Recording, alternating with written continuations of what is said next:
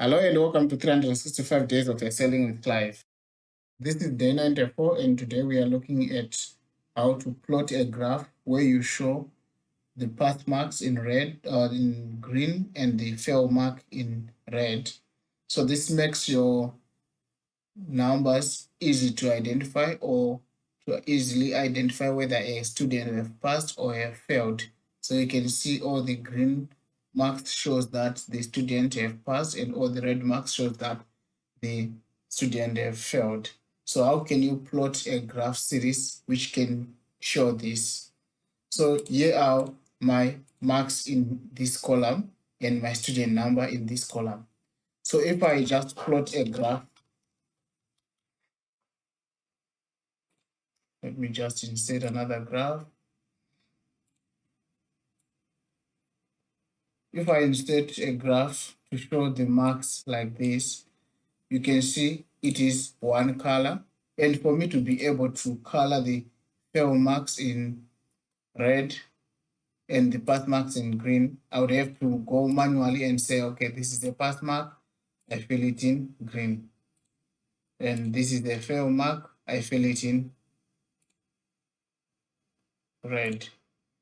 But then the challenge is that if my data changes, I'll have to go and manually adjust it. So for example, 807, it changes from 38.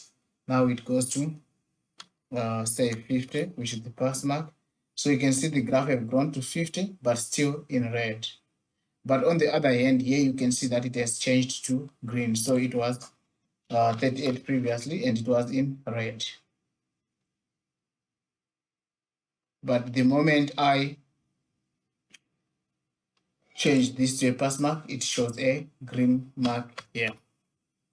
Then likewise, if I change here to 75, it changes to a green mark here. So how can I do that? Okay, I'll delete this graph, I don't need it.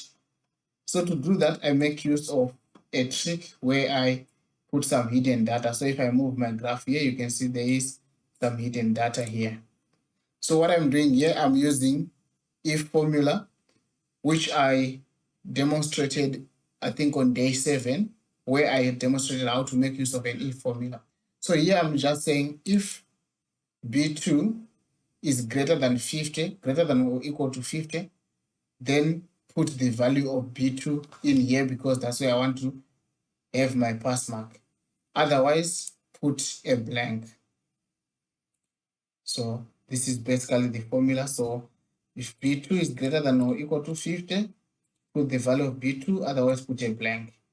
Then in the fail column, I say if B2 is less than or equal to 50, or is actually just less than 50, then bring the value of B2, otherwise bring a blank value. So you can see where B2 or B3 is not less than 50, it brings nothing. But if it's less than 50, it brings the value in here.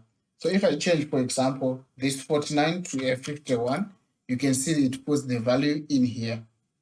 Then here I just do a graph based on these two columns here and make this series here, the path series, red. I just highlight it in red, in green. And the fail series, I highlight it in red, so that when I change anything, it then updates the graph automatically.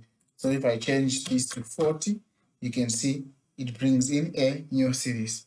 So this is the trick you can use to plot graphs which have conditional formatting, and you can see easily what's happening within your data. You can have multiple columns of data, it doesn't matter, as long as you do these helper columns here and you make use of if or if formula to create these columns, it will always work. I hope you have enjoyed my video. If you have enjoyed, please don't forget to subscribe to my channel and also hit the notifications button so that when I upload new video, you will be notified. Thank you. Bye-bye.